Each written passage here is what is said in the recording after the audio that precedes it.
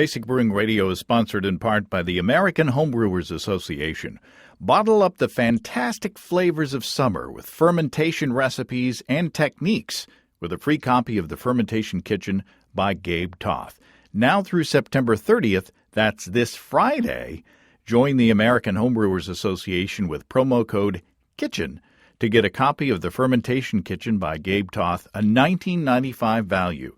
Visit homebrewersassociation.org/basicbrewing to download a free recipe from The Fermentation Kitchen to learn more about this limited time offer. homebrewersassociation.org/basicbrewing, promo code KITCHEN.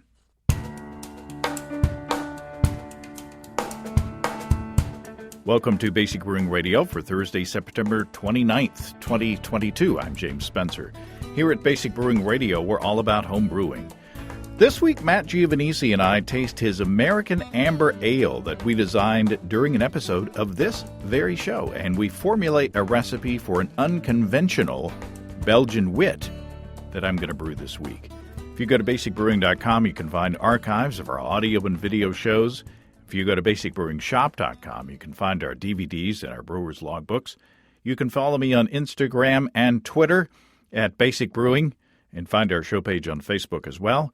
If you want to support us financially, check out patreon.com/basicbrewing, and thanks to everybody who's helping out in that way. If you go to patreon.com/basicbrewing, you can see a long list of stuff that you can access if you sign up as a supporter. This week, financial supporters will see an early release of our video episode featuring Steve's mead that he made with I-22 Capri from Imperial Organic Yeast. That's the hybrid between an English strain and a Kveik strain. That's a delicious mead, and it was the third show that Steve and I shot that day. Not surprisingly, we got progressively more silly, and I challenge you to identify, without Googling, the obscure cultural references that we made in that show. It's kind of like comedy archaeology sometimes when we get together. I'm back from Washington State after taking last week off. We had a nice family vacation in the mountains.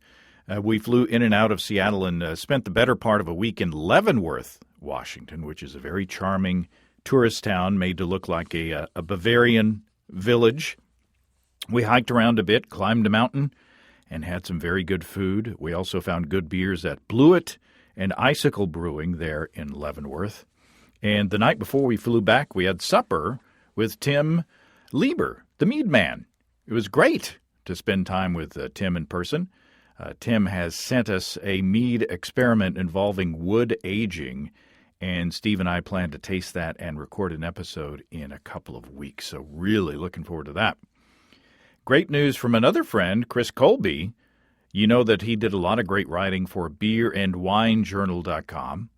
Then he got a bit sidetracked, writing books like the Homebrew Recipe Bible and Methods of Modern Homebrewing and How to Make Hard Seltzer. Well, he's back online, and he's revamping beerandwinejournal.com and changing the focus. It's now beerandgardeningjournal.com. The wine part of the site never really gelled, but Chris is just as passionate about gardening as he is about beer, and the new site will reflect that. All the great previous content is still there, and your bookmarks should still work. But check out beerandgardeningjournal.com to follow Chris's new venture. It should be a lot of fun. I'm looking forward to reading his stuff. He's growing everything from monarch butterflies to watermelons and pumpkins to poisonous plants. There's also big news from our friends and sponsors, Ricky and Kelly from Groenfell and Havoc Meaderies in Vermont. They're now able to bring you Grimfrost meads on Groenfell.com. Grimfrost from Sweden is said to be the largest Viking lifestyle brand in the world.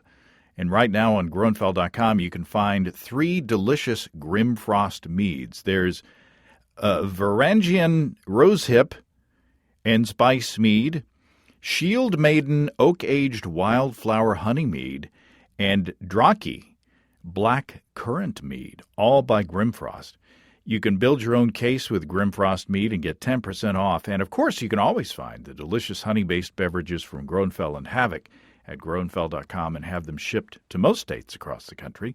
From light and sessionable honey spritzers to bright and tasty craft meads to the big and traditional ancient collection. It's all wonderful stuff, and they're great people there at Groenfell and Havoc. And you can also find homebrew recipes of their meads as well. That's all at family-owned and operated Groenfell.com. That's GROENNFELL.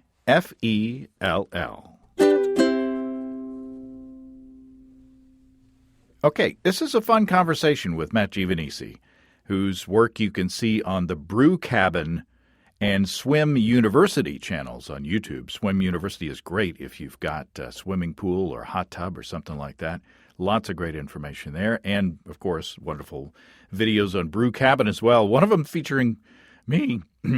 Trigger warning, in this interview, I did mispronounce Hoegaarden in various ways. So no need to email me. Just sit back and enjoy. Matt Giovanisci, welcome back to Basic Brewing Radio. Thanks again for having me. This is very exciting because this is the first recipe development show where we'll actually be tasting beers. Mm-hmm. Mm-hmm. So who knows what kind of recipe we'll have by the end of it. Yeah, I know. Last time we got together, we came up with a recipe for an American amber ale, and you actually brewed it, and you sent me some. You sent me a can, which is very exciting. You know, I seldom get a can of homebrew, but you're all fancy and stuff. I'm try to be. So remind us, do you have the recipe there in front of you? Yeah. Remind us what the recipe was. So the recipe, which I just called Basic Brewing Amber Ale, 5.1%.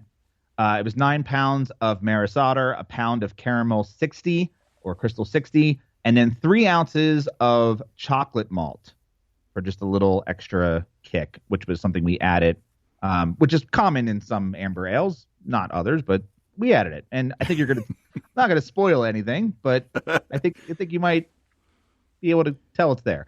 For hops, we used 2 ounces of Cascade at 60 minutes, an ounce at 10 minutes of Cascade, and then another ounce of Centennial at 10 minutes. So 4 ounces of hops total, all in the boil. And we used Imperial Yeast Flagship, so pretty, standard beer. And we mashed at 150, single infusion, 60 minutes. It's as basic as it gets. And honestly, I've had this beer for a while, and it took me a while to brew because I was injured, but finally got around to doing it. And I think it's one of those beers that it's a great starter beer for homebrewers. Because it's so recognizable, because I think there's so many commercial examples of it that you can get that are very early in the craft movement. And drinking it was like a flashback, like a nostalgic bomb for me. Are you saying it's pedestrian? You know what? I would say no. I would have said that before I brewed it. After I brewed it, I'm like, I would do this again in a heartbeat, and I miss drinking this. Oh, so no dry hopping. No dry hopping. Okay, I'm gonna pop open the can here. Okay. Here we go. I have. Ooh, there you go. Nice. I have a can too. Ooh, I can already smell it. So I'm hoping my packaging was good, and I shipped it over to you. Oh, nice. And I have 2 versions in front of me. I have the keg version, and I have a can also that I packaged the same time I packaged yours. Wow. So I wanted to see if there was a difference in just the canning process. It's got a nice foamy head on it. It's it's a dark, I would say deep copper. Deep copper, yeah. Wouldn't you say? I'm holding it up to my screen. Is it clear? Yes, it's very clear. Yeah. It's definitely clearer in the can than it is in the keg. But the keg is a little colder, so. It smells malty. Uh-huh. Cheers, by the way. Cheers. Virtual cheers. Mm-hmm. Man. Oh, that's nice. There's enough hops in there to keep it interesting, but it's not like a hop bomb. No, but it is bitter. Yeah, it's not a porter. Nope.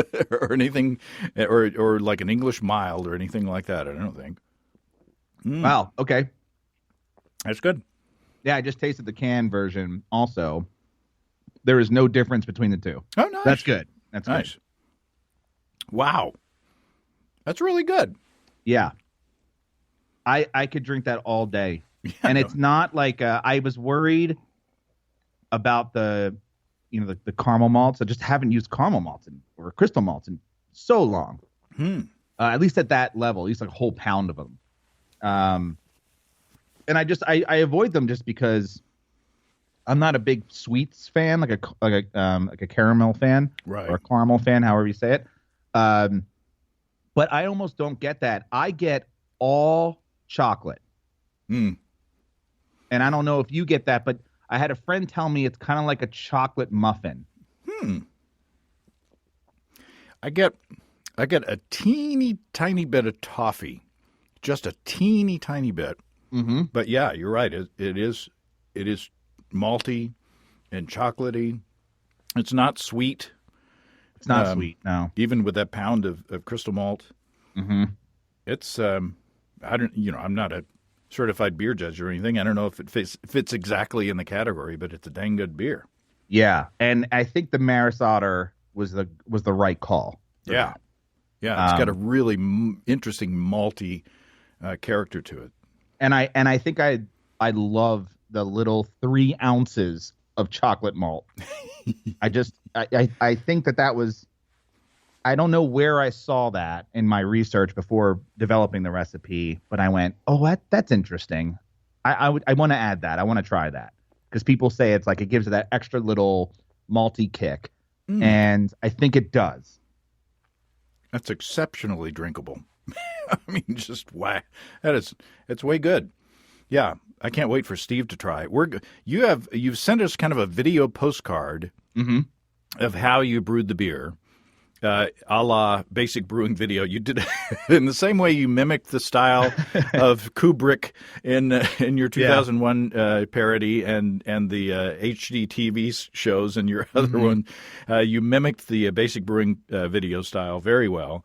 Thank you. And so Steve and I are going to get together and sample the beer, probably in my kitchen, or it might not. It depends. If the weather's nice, we might do it outside, and then insert your video postcard in there, and try your beer on camera, and that's gonna be a show, so people can look forward to that in the future. That's gonna be an excellent day for me. I'll be very happy about that. And anytime you want to do most of the work for us and have us just drink beer. Sure, I figured that was one way to get on the show. Yeah. Just film it. Yeah. Send us free beer and do most of the work for our show. Exactly. That's all it takes. Oh, well, this is an amazing beer, and I'm going to try. I'm going to step away from it because I would just sit here and just drink beer all episode, and that's not what this show is about. No. I asked you what beer you wanted to develop a recipe next, and you said a Belgian Witbier. Yeah, and I said, boy, I haven't made one of those in a long time, and I'm gonna make it this time. So it's a lot of pressure on me. This is a commercial level beer. I would buy this. I would pay for this beer and have no problem whatsoever. This is a commercial beer. You could stick a label on this blank can, and I would not know. I am very flattered by that. Thank you. Yeah, amazing job. Anyway.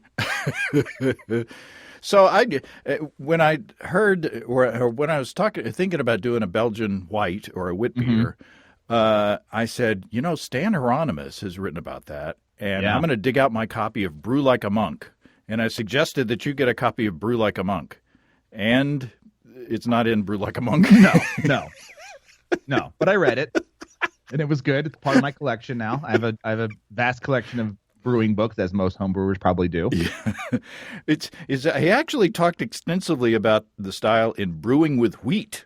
The wit in, or is it Wit and Weissen of world wheat beer styles is the subtitle. But Stan Hieronymus, who's been on the show, talking about this book and other books, and super nice guy if you meet him in person, and knows a whole lot.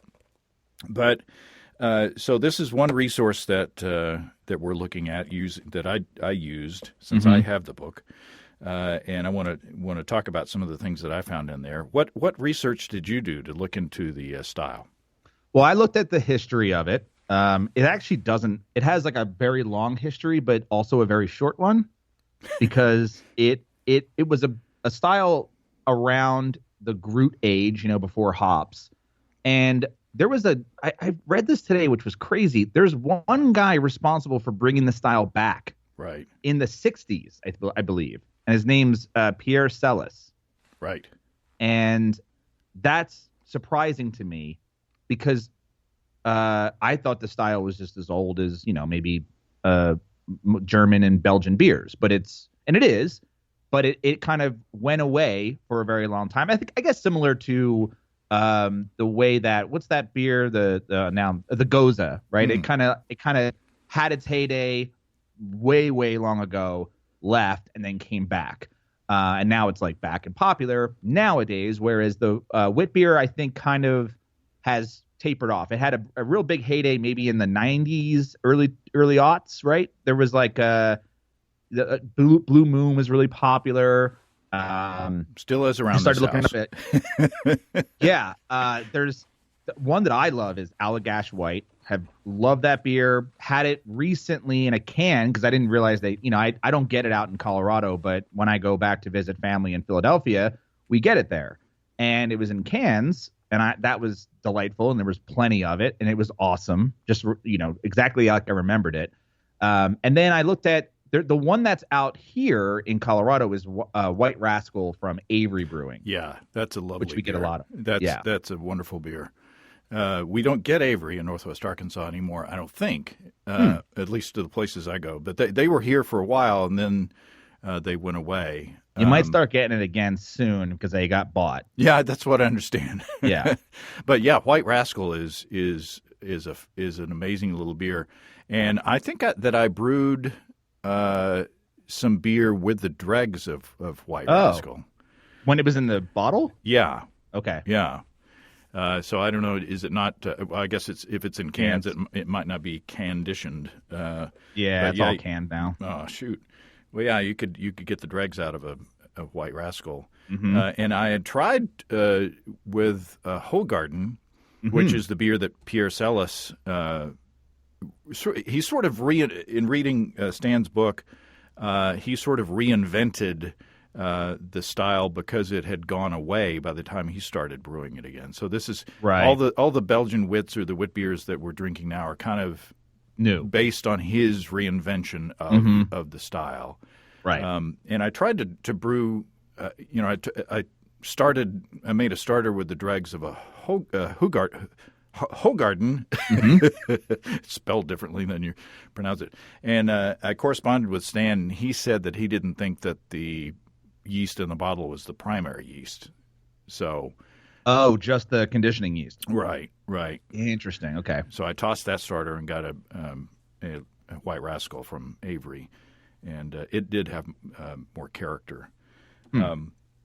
But yeah, this in reading Brewing with Wheat, Stan talks about the Belgian wit beers pre-World War I.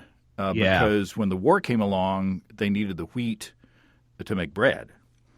Oh, okay. And so, it sounds like a different beer from the modern interpretations of it. He talks about the beers were refreshing, both brewed and consumed during the summer at a time when summer brewing was an exception. They were made with winter barley, high in protein, and raw wheat, which, considering the season, meant they would have been infected. So these were tart, or maybe even sour beers. In 1948, brewing scientist Jean de Clercq found all three examples always heavily infected with lactobacillus and sometimes with pediococcus. So lactic characters set the beers apart. According to him, they tasted mild. The Peterman, darker in color than the Blanche, which he called very refreshing. In contrast, Hoegaarden was extremely sour. Hoegaarden, I've been pronouncing it wrong, was extremely sour, sometimes described as containing sour milk-like flavors. Okay. So that's interesting. And they were also, 19th century brewers took great care to make white beers as white as possible, beginning by using wind malt, which is barley that's germinated at a cold temperature and not kilned at all. And we got some wind malt from Sugar Creek Malting Company a while back, and that was the lightest colored mash I'd ever I think I'd ever seen. Zero SRM. It was just like milk Wow. in the mash. So the local homebrew store does not have wind malt, unfortunately. No. But I have an idea about that. So Okay. But raw grains, mostly wheat, but also oats and sometimes buckwheat, made up an important part of the grist and probably all Belgian whites. Recall that brewers were also farmers, and using their own unmalted grain was cheap and also added a mellowness considered part of the style. So we got to think about that in our recipe as well. Mm-hmm. So in looking at the recipes in the book, they're all like around half barley. Yep. And then the other half being Wheat. Unmalted wheat and or oats. Mm-hmm. Sometimes some buckwheat or something else might sneak in there as well. But heavily on the unmalted products. Is that what you were finding? Same thing. Yeah, I saw a mix between two-row and Pilsner as your 50% barley, and I've seen the other 50%. It would be white wheat malt, unmalted, or flaked wheat. And those two are, I say 50%. They're sort of every recipe that I saw had the equal amounts of either. And then there were a couple of additional malts. You said buckwheat. I didn't see buckwheat, but I had a hard time finding anything. I don't have the wheat book. I had a hard time looking up recipes that were outside the United States. But all the ones here, Allagash White has flaked oats. So does I believe. Actually, White Rascal didn't, but Omegang Wit had flaked oats as well. And Allagash also had dextrin malt, which I'm not sure if buckwheat would fall into that category or not, but that was surprising to me. Huh. Well, I think it's in some of these, in the early examples, and I'm not saying that this is a thing to do, but in one, the original gravity was 1018 to 1020, and the attenuation was very low, around 50%. Now that's Whoa. I'm not suggesting we do that. No. But that's one example. And also there, in the early ones, he's basically saying that the coriander and orange peel was kind of a later addition, and kind of he said if they did add coriander, it was just a hint. And the later versions that add a lot of coriander and orange peel. What did he say? Something like a caricature of the beer. Yeah. Well, they were in Stan's book, Brew Like a Monk. He says, if a drinker can name the spice, you've used too much. Oh, good point. Yeah, I need to read that. I'll go back and read that book. That was a really good book. Later this week, I'm going to brew the Witbier recipe that Matt and I come up with in this conversation. I did wind up modifying the recipe a bit because of ingredient availability, but I'll tell you the details of that after the interview. I'm going to brew it with my Wordhog electric system from our friends and sponsors Desiree and Dave of HighGravityBrew.com. I was thumbing through my latest copy of Zymergy magazine, and I came across an ad for High Gravity, and it says, In the world of electric brewing controllers, it's either built by hand to your specifications and backed by a lifetime warranty, or it isn't.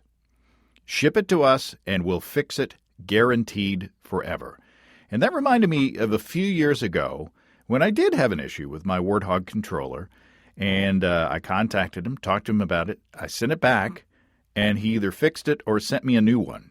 And no issues since. And that was the only time that I've had any kind of an issue in the years that I've been brewing with my Warthog system. These aren't off-the-shelf systems and controllers. Dave builds each Warthog device in the back of High Gravity in Tulsa to your specifications, and he'll answer your questions about your system personally. I love my Warthog system. It's always a pleasure to work with. It takes the pain out of propane. Check out all the Warthog electric brewing gear at highgravitybrew.com and use the code EBC75BB to save $75 off your Warthog electric gear purchase. That's at family-owned and operated highgravitybrew.com. That's highgravitybrew.com. I have an idea. Okay. Okay. This is where James goes off the rail. Now, I use brew in a bag. Mm-hmm. So I can brew 100% wheat beers. All right. Yeah, you can. Yep. So maybe we don't even use barley at all. Have you ever done an entire wheat beer? Yeah. And what color was it? It was very pale. Very pale. Very, very. Okay. In fact, there's a video episode out there. It's 100% wheat beer back when I had hair. I know you've done 100% rye beers. Right. Those is a lot because they resulted in a lower gravity.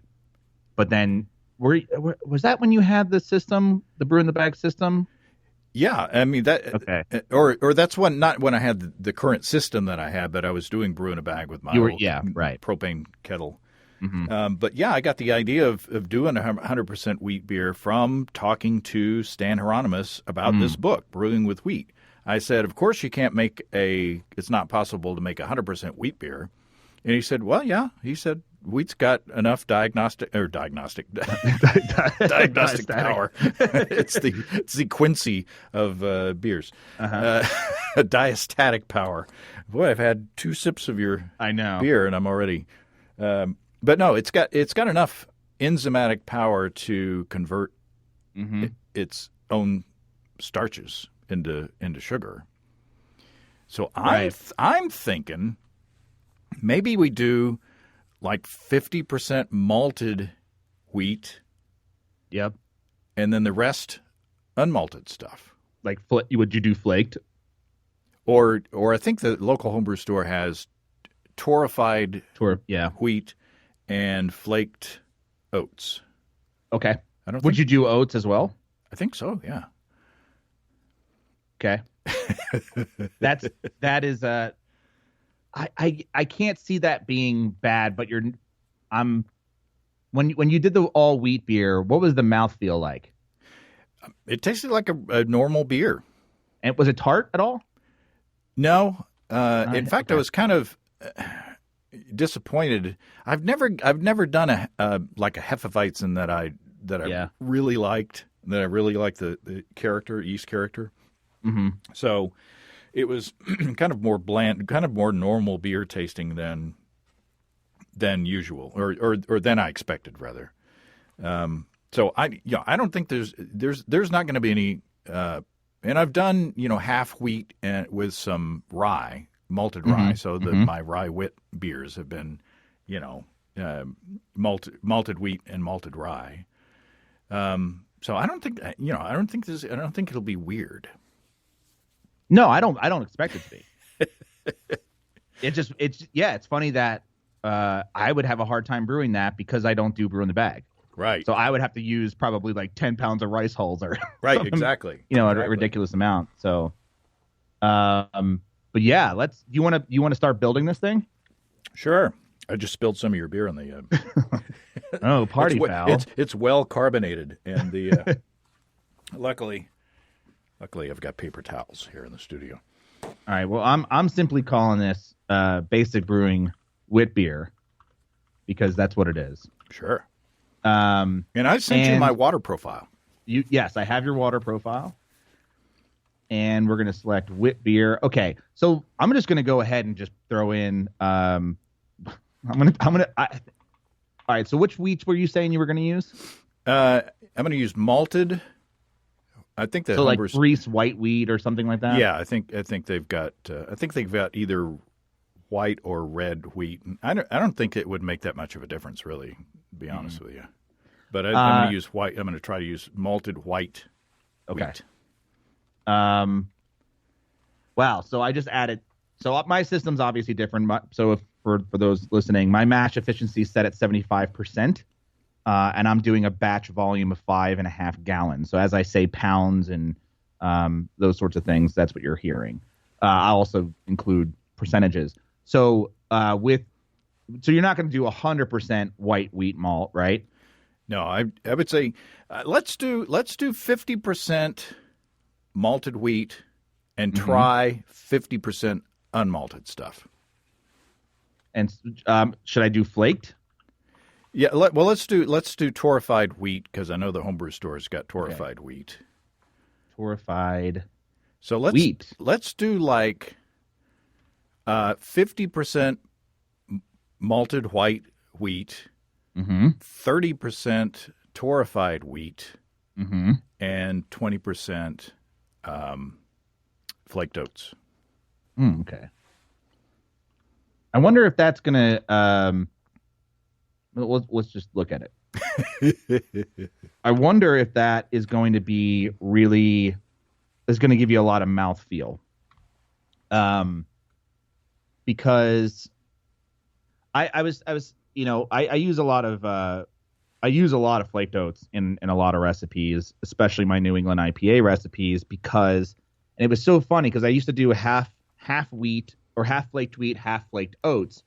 And then I started eating this. There's this like breakfast bar, like a protein bar out here called Bobo's. I don't know if you have it where you are. It's a Boulder company, which is why I don't know if everybody has it.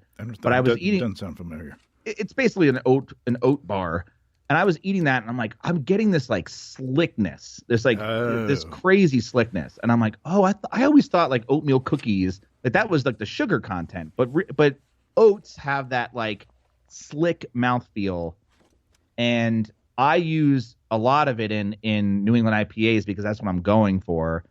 And I'm wondering, so we're saying percentage wise, you said we're going to do 20% oats, 30% torrefied, and then 50% white wheat malt.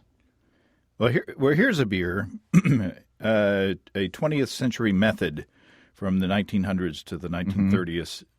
1930s, 50% malt, 40% unmalted wheat, and 10% unmalted oats. So now you're scaring me with the slick. Well, that's usually like the wit recipe that I made is essentially that. It's that. Well, here's Bier de Hoegaard. The grist included 50 to 60% wind malted barley, which we can't get, germinated slowly, 20% unmalted wheat, and 10 to 15% unmalted oats. Okay. So maybe I could have sworn that, and maybe there's another example in here that I saw that had 20% oats. Let's knock it back to 10% oats. Yeah, that's what I'm doing. Okay. So right now I have it set at 5 pounds of white wheat malt, 3 pounds of torrefied wheat, and 1 pound of oats, flaked oats. That gives us an ABV without setting anything else of 4.7. Oh, yeah, that's pretty good. That sounds good. Okay. Now, let's move on to hops because this is actually quite simple from everything that I read. Basically, classic German noble hops is what you want to use, and you want a super low bitterness of about 13, no more than 13 IBUs. Right. However, since we're going to be adding orange and coriander, which is normal to the style, I was thinking, what if you added Amarillo towards the end, like as a flame out or a whirlpool, just to enhance the orangeness flavor. I like that idea. Okay. I just came up with it because as I was building up, I was taking all my notes. I'm like, no one mentions Amarillo as a bittering hop, or not even a bittering hop, but just a hop addition in a Belgian wit, even though it's the most orangey of the hops that I've looked up. And I thought, well, what if you added that at the end, as a flame out, or even if I don't know if you need to whirlpool it necessarily. Or even I wouldn't dry hop for sure, but No. But I don't know because it's a high alpha acid. I believe. I was going to say I might want to like chill down a bit before I added it in there because I don't want to extract a bunch of bitterness. They are. Yeah. Amarillo's usually pretty high in alpha acids. So starting with just a bittering hop. I usually use Czech Sots. You're okay. I use Hallertauer. Just Mittelfru, or however you say it. Let's do Saz. Yeah, and I looked at the website and they don't list what the alpha acid percentage of their current hops is. Mm-hmm. But in the past, on a beer that I want just mild bitterness, I'll just add like 1 ounce of Czech Sots at the beginning of the boil. Yep. A 60-minute boil. Do you first wort hop at all? No. Okay. Should I? I mean, I always do instead of 60 minutes. That's just like to reduce boilovers, and if it does tend to round out the bitterness, I don't think we need to do that because we're only adding in 1 ounce of Saz at 60 minutes, which I have set at 3.5% alpha acid, which gives us an IBU of 9. Yeah, which is in style. It's maybe a little low, but low. But we're going to be adding those Amarillos at the end. So let's add that Amarillo, and I have it set at 9.2% alpha acid, and let's do a hop stand. Let's do it at 180 degrees Fahrenheit. Sounds good. And for how long? I'd say 15 minutes, maybe. Yeah, I was thinking like 5 or 10, just something very brief. Yeah, let's do like 10 minutes. Okay. So all right, here's what I did. Now by the way, I'm using the Brew Father app, if anyone's curious. Which and I should also add that I am at 5,000 feet, so I am at altitude. So the hops that I'm adding here, are going to be a little bit higher than what you would add there, just because my wort boils at 202 degrees, and yours would boil at 212. So it's not that much of a difference, but it may be different.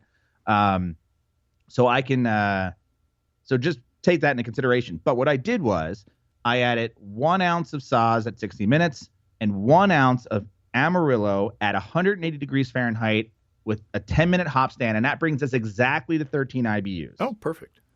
So I think that should be fine even for you. Perfect. All right. And go ahead. Now, on the by the way, I almost forgot. We just got back from Seattle and touring around Washington to Leavenworth, Washington, and we flew in and out of Oklahoma City because that's the closest direct flight to Seattle from Northwest Arkansas. And we've had some not fun stories with trying to connect to Seattle. Anyway, we met her. Last show, or the last previous that I recorded at the Tulsa Craft Beer Invitational, we met Jake Keys, who's the brewer at Skydance Brewing in Oklahoma City. And I ran by. We got off the plane. I said, Susan, on the way home, we're just going to run by this brewery and pick up a case of beer, and then we'll be on our way. So we did. So I picked up a case of beer at Skydance Brewing, and one of the beers I got was White Cloud Belgian-style wheat beer, 5.4% alcohol. So while we're talking, I'm gonna sample this beer as well and kind of get some inspiration. Yeah, I drank all my Witbier that I normally brew, unfortunately. So how do you handle the coriander and the orange peel?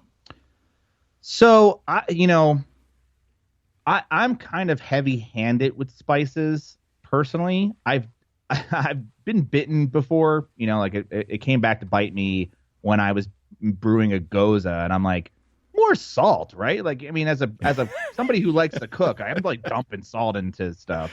So I'm like, and I was talking to a friend, I'm like, that a good amount of sea salt can't be that bad, right?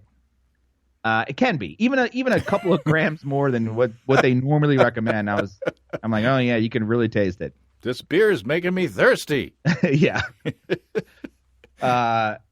So everything that I've read is essentially really, really light on coriander and then a little heavier on orange peel. Now the going through that, there's a couple of things to consider here, right? So my recipe is 28 grams or a full ounce of coriander. And what I do is you get whole coriander seeds, which is the seed for cilantro, Right. And you get the whole seed and then you crush it up just before you dump it in the beer, which most recipes are at the end of the boil, either flame out or 5 minutes left in the boil. Which I would say that if you're going to be doing a hop stand anyway, why not add it then? Yeah. Give it a little bit more time. So maybe I would dial back the coriander and maybe increase maybe the orange peel. But one thing about coriander is I have a hard time finding coriander seed at my grocery store, which I guess makes sense. Well, the local homebrew store here, North Tunnel, they actually stock whole coriander seed. Yeah, that's the only place I could find it. Yeah. Or I guess a florist or a nursery. And one time we had cilantro in the garden and it went to seed. Mm-hmm. And then I dried the seeds and de-stemming coriander seed. Oh God, it sounds like a pain, right? I mean, I don't have a lot of experience de-stemming stuff, but anyway. Sure. Yeah, a true de-stemmer would be like, you're doing it all wrong. It took a lot of work, but Yeah, there for a while I had homegrown coriander seed. Nice. This year, do you have any? No, unfortunately. Well, all right. So you'll have to go to the homebrew store, pick up either a half ounce to an ounce, right? So 14 grams to 28 grams of coriander. I go heavy on the coriander. I don't want people when they drink the beer to go, ooh, coriander. So I don't know if this is just me and I have a bad palate, but coriander when I crush it smells like Trix or Fruit Loops or Fruity Pebbles. I guess one of those, all of those cereals that taste the same. Yeah, because I get that. As you said that, I was sipping this beer, which is delicious, by the way. I could be talked into a teeny bit of Trix. Okay. Which, I mean, I appreciate I love crushing up. I make a lot of wit beer because I love coriander. I love cilantro. I'm also one of those people that enjoy cilantro. Are you also one of those people? Love it. Okay. My sister, so you're not one of the sister four. has luckily my sister, or I didn't get the gene where it tastes like soap. Yeah. My mom got it. My mom thinks it tastes like soap. Oh, and I read the beer judge, the BJCP description, and in the aroma and the flavor, it said ham-like characteristics are not acceptable. And I was like, wow, where would the ham come from? But apparently in the comments, there are some types of coriander that add a ham type note. So beware. Oh, okay. Beware. I had a beer that tasted exactly like ham because it was a smoked lager. Oh, yeah, sure. And I love smoked lagers, but this one was just it just tasted like pure ham hock, like smoked ham hock. It was weird. And maybe it was, as Chris Colby and I talked about, maybe it was dry porked. In the when you add bacon to the keg, you're dry porking. Oh, it sounds wrong. Okay, sorry. But funny. So you would add the orange peel at the same time? Yeah.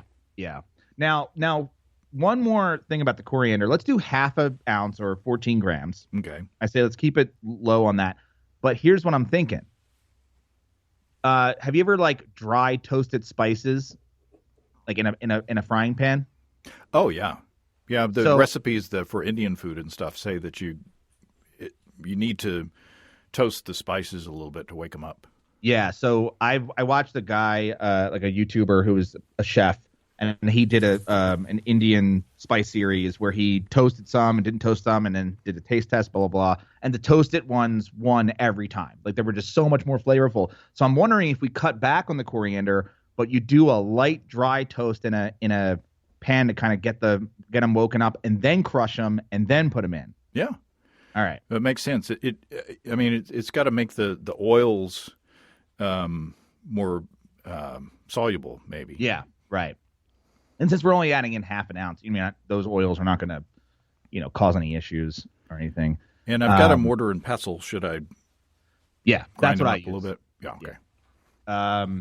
And then for the orange peel, now I went down a little bit of a rabbit hole, just a tiny one.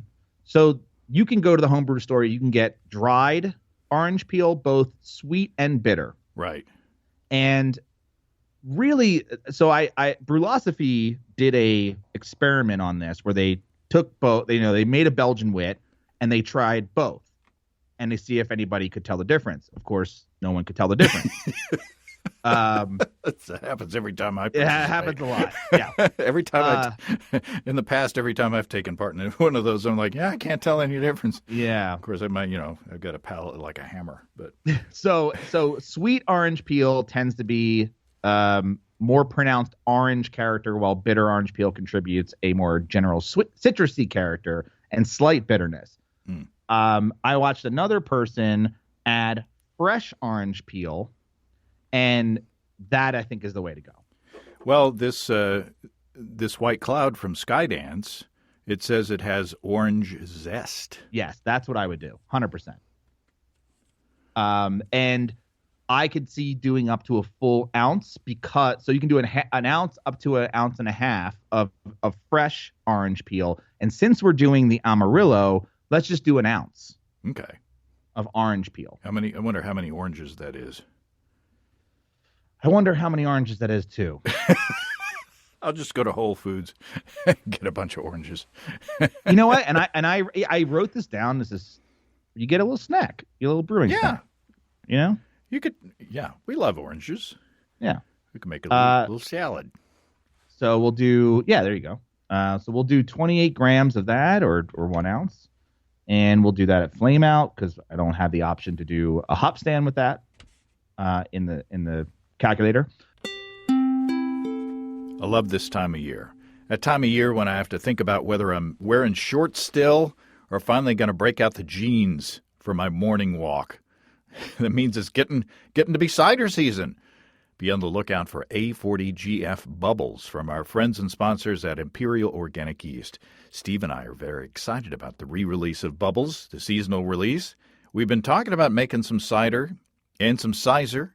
It's been a while since I've made one of those. Bubbles is gluten-free, which is why it's A40GF, not GAF, like in the old Viewmaster commercials. Bubbles is a traditional cider strain, beautiful for fruit juice-based fermentations.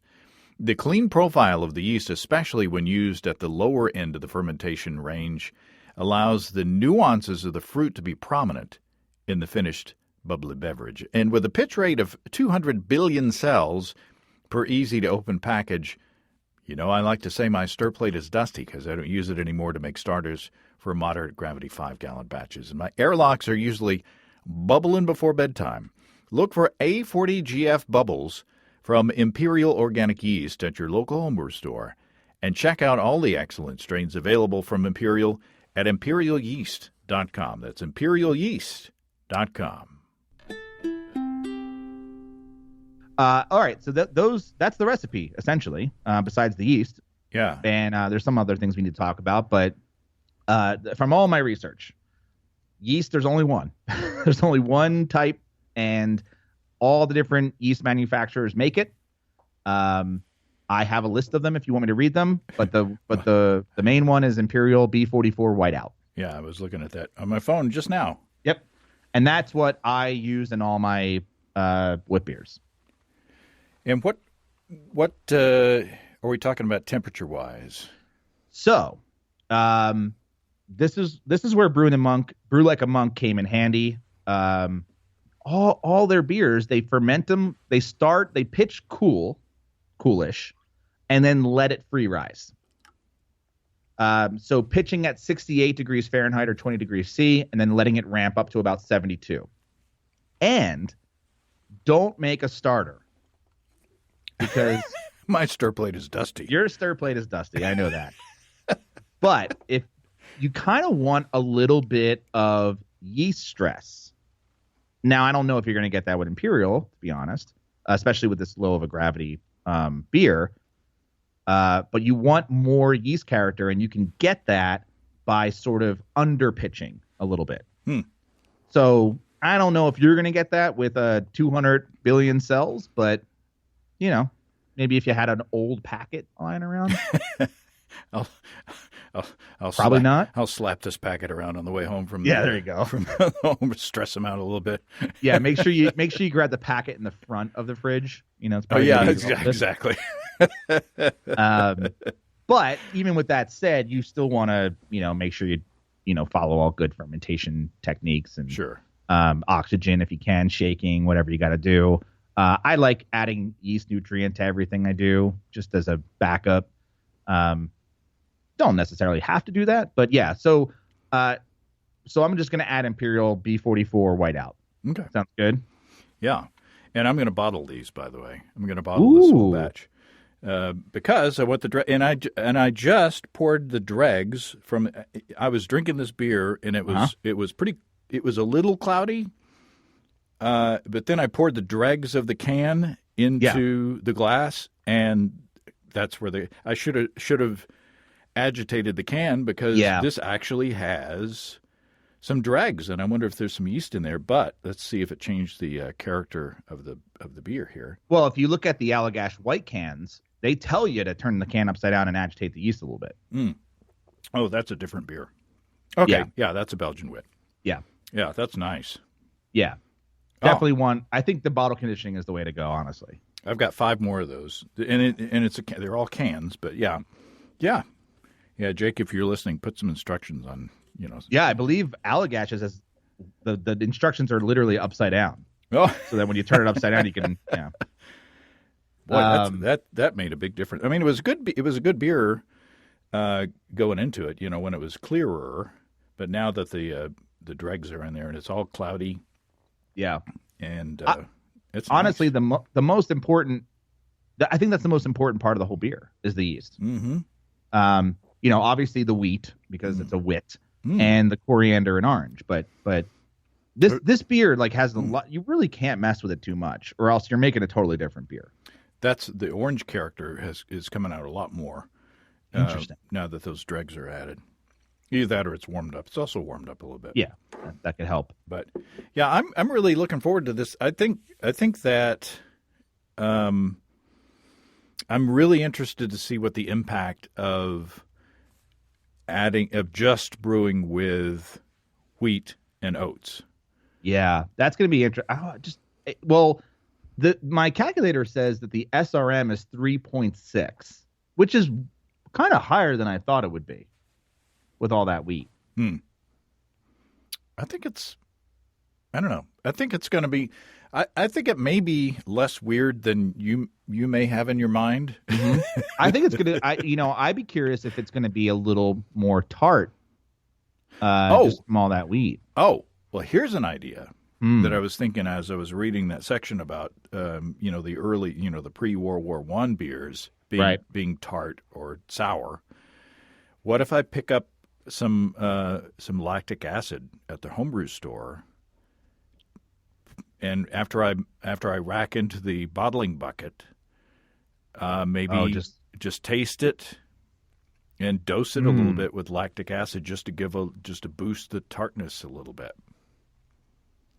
Yeah, I would be. You're not convinced. No, I am convinced. My only concern would be re-fermentation. Oh, the lactic acid? Yeah, would the acidity be too low for that to take place? Would lactic acid, is it fermentable? No. I don't. No. I mean, would the acidity have an issue on the yeast re-fermentation? Oh, the actual. Oh, I don't know. I could be. well, I don't think it would be that bad. Surely there wouldn't be live bacteria in the lactic acid package. No. But I'm thinking, if you went too low, then it's like, what can survive in battery? Oh, as far as bottle conditioning. Yeah. Oh, so you're wanting to encourage the. Okay, I get it. I thought you were. I might have had a beer. Same. No, here, that's a good point. You don't want it. I mean, I don't want it to be so tart. I just want it to have just a little. Yep. Just a little tang to it. I love when it has that little twinge. That little tang to it. Yeah, I made a. Yeah, I don't want it so low that it would discourage the yeast from carbonating the beer. Right. Okay. I don't think it would, but I was just throwing it out there. But I made a Belgian wit and I threw passion fruit puree in it. I watched the one where you did the pineapple pale. Right. Where you poured it directly into the keg. Right. I did that with passion fruit puree from the same company you used, and that beer was tart. It was tart. Now I don't know if that's just because passion fruit's just super tart It is. Yeah, I did a passion fruit pilsner, and it was nice. Yeah. I mean, because I was trying to copy White Rascal, and I'm gonna butcher this. And I'm not even going to say the name because I don't want to butcher it. But White Rascal, they take that. So from Avery, they take that and they make another beer that has a Hawaiian name, and it's White Rascal with passion fruit. Oh. And I love that beer. And I was trying to mimic that, and I think I put too much passion fruit in it. I put too passionate about the passion. I was too. Yeah, I did. Yeah, that's exactly it. So, yeah. So speaking of acidity, one more thing is the water profile. Oh yeah, yeah. Now, I don't think, at least in the chapter that I read, I don't think Stan addresses. Of course, this was written, before messing with your water chemistry was as big of a deal as it is now.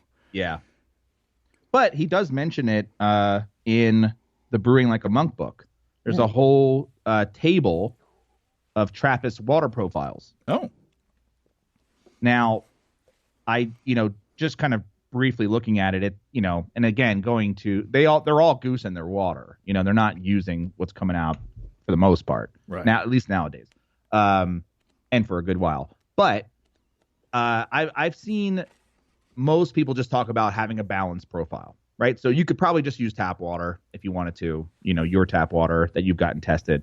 Because I'm pretty sure it's balanced. But saying that, I wonder, I wouldn't do this for this beer, the one that you're brewing with all wheat.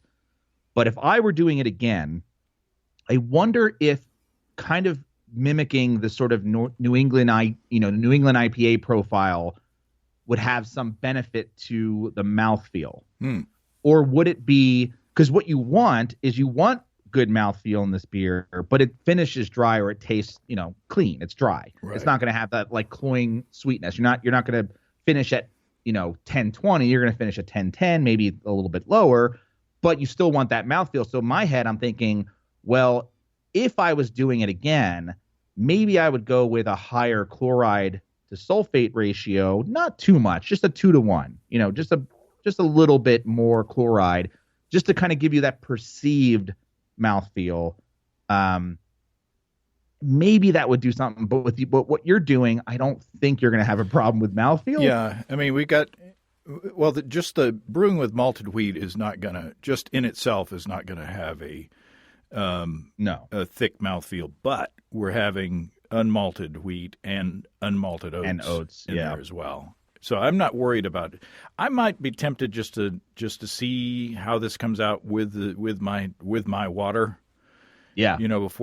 Because it's sort of an unusual recipe. Mm-hmm. Now that I've messed with it. Yeah.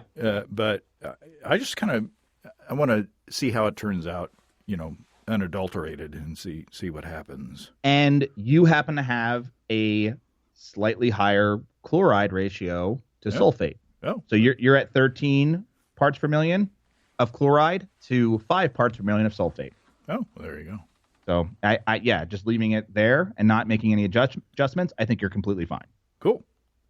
The only thing that you may have an issue with is you may need to check your mash pH.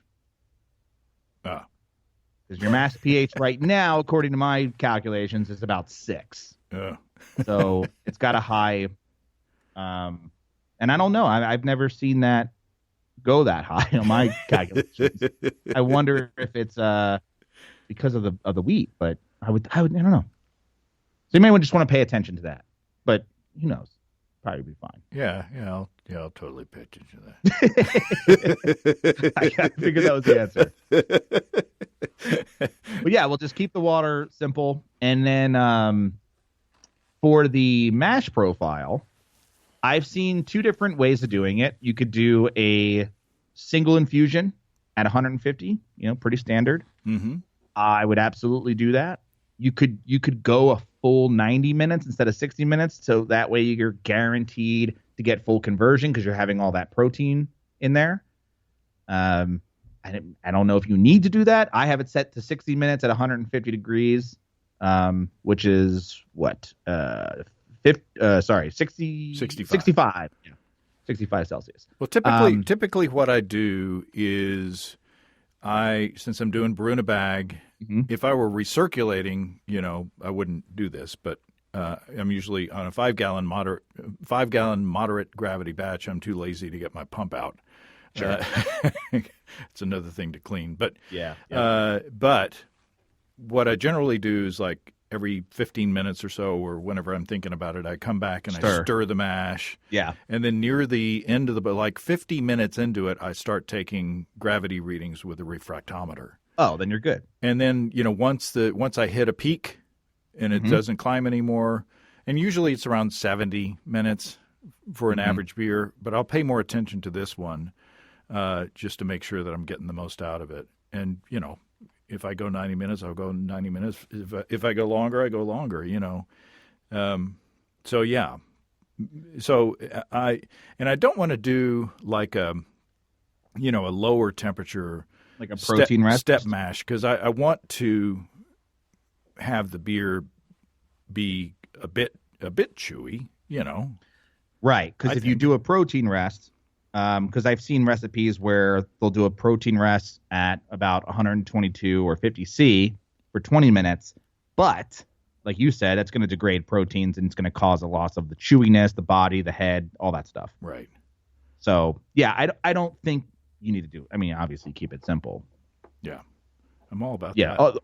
All the work is going to be in the ingredients on this one. Yeah. Not really I don't know if it's really a process-driven style. Besides the fermentation profile. Well, it's interesting because in Stan's book, Brewing with Wheat, some of the techniques on these beers, especially the early ones, it's like you boil a portion of the mash with the hop, or you collect a portion of the mash, you boil that separately with the hops, and then you recombine it, and then there's all kinds of different separate mashes and separate boils and all different kinds of things that I'm not going to do. Well, they're looking to get the most out of it, right? You're not. Yeah, and who knows what kind of equipment they had back then, and what kind of quality of malting. The malting might have been inconsistent, so there's all kinds of variables that we don't have to deal with in the modern world. No. So awesome. That's it. do you want me to recap the recipe, or do you think you got it? Oh, yeah, do it. Yeah, recap but this is the PDF form of the recipe right now. Yeah. 5 pounds of white wheat malt, 3 pounds of torrefied wheat, and 1 pound of flaked oats. And for percentages, that's about 55% of white wheat, 33% torrefied wheat, 11% oats. For hops, we have 1 ounce of Saaz at 60 minutes, and we have 1 ounce of Amarillo at 180 degrees Fahrenheit, so chill it down at the end of the boil and let it do a hop stand for 10 minutes. And then we're going to add also 14 grams or half an ounce of crushed coriander seed, lightly toast it, and 28 grams or 1 ounce of fresh orange zest, also at flame out. So you're adding Amarillo, coriander, and orange peel all at the same time. And then we're going to pitch 1 packet of Imperial Yeast B44 whiteout, and we're going to pitch it at 68 degrees Fahrenheit, let it free rise up to about 72 degrees, and don't make a starter because, well, 1, you're using Imperial, and 2, we want to give it a little bit of yeast stress. Right. And we're going to mash at 150 degrees Fahrenheit for 60 minutes, and that's it. There you go. And I may or may not monkey with the lactic acid in the bottle. I'd be curious, yeah, because I'll probably be lazy and not. I would love to taste that because I do like a nice tart wheat beer. I mean, I love Gozas. Yeah. So having a little bit of tartness, I don't like a super sour beer, but a lightly tart beer would be, and I think it would go well with the orange beer. Yeah, it might accentuate the citrus character. For sure. Yeah. Awesome. Well, this has been fun. Thanks so much for brewing and sending the beer, and shooting the video, and sending that as well. And people can look forward to an episode in the future when I can get together with Steve and shoot an episode on the American Amber Ale. And boy, the pressure's on because you sent me an excellent beer, and I hope that I don't send you a clunker. I doubt it. Something will happen in shipping. That was my biggest fear, honestly, was packaging and shipping.